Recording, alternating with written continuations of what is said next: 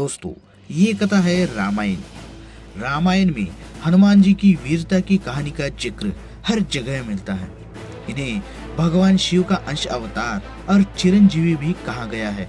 ऐसी भी कथा है कि भगवान राम ने सृष्टि के अंत तक हनुमान जी की पृथ्वी पर सशरीर रहने का वरदान दिया है।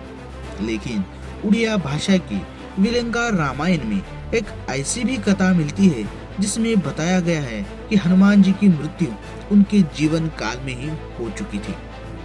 कथा मिलती है कि एक बार प्रभु श्री राम विलंका राक्षस राज सहस्तिरा के वध के लिए गए होते हैं, लेकिन कई दिनों तक जब श्री राम वापस नहीं लौटे तो माता सीता काफी परेशान होती है और हनुमान जी को उनका पता लगाने के लिए भेजा जाता है। हनुमान जी श्री राम की खोज में विलंका पहुंचते हैं।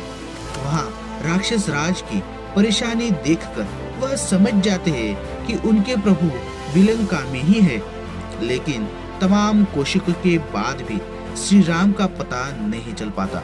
इसके बाद वह राजभवन से बाहर निकलकर नगर में श्री राम की खोज में निकलते हैं। उधर राक्षस राज ने विलंका के द्वार पर एक ग्राम देवी को नियुक्त कर रखा था, जो शत्रुओं को पहचान कर उनका अंत कर देती है। इसके अलावा उत्तर द्वार पर स्थित विष का सरोवर था। वही उसके दक्षिण की ओर एक और तालाब था। जब कोई भी व्यक्ति मित्र भाव से दुर्ग में प्रवेश करता था और उस सरोवर या तालाब का जल पीता था तो वह आसानी से दुर्ग में प्रवेश कर लेता था। लेकिन शत्रु भाव से प्रवेश करने और जल का पान करने वाले व्यक्ति की मृत्यु हो जाती थी।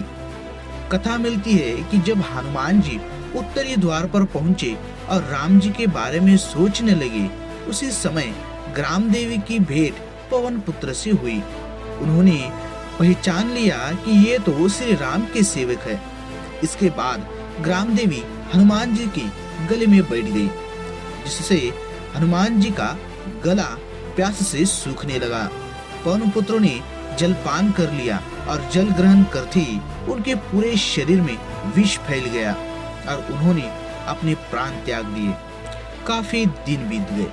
श्री राम का कुछ भी पता नहीं चल पा रहा था और पवन पुत्र का भी। ऐसे में सभी देवताओं ने पवन देव से पूछा कि आपका पुत्र कहाँ है। वह काफी परेशान हुए कि कहाँ है हनुमान। सबने ढूंढना शुरू किया तो बृहस्पति ने बताया कि हनुमान जी की विलंका में मृत्यु हो चुकी है। इसके बाद वायुदेव दुखी हो गए। सृष्टि में वायु का संचार रुक जाने से जीवों के प्राणों में संकट आ गए। यह स्थिति देखकर सभी देवताओं ने वायुदेव से कहा कि वह सभी उनके पुत्र को जीवित कर देंगे, लेकिन वह अपना क्रोध शांत कर ले। इसके बाद कथा मिलती है कि सभी देवता विलंका गए और अमृत वर्षा और संजीवनी मंत्र से हनुमान जी को पुनर्जीवित कर दिया। इस तरह हनुमान जी की 6 माह के बाद फिर जीवित हो उठे। तो दोस्तों, आपको ये कथा अच्छी लगी तो चैनल को सब्सक्राइब और लाइक जरूर कर दीजिए। धन्यवाद।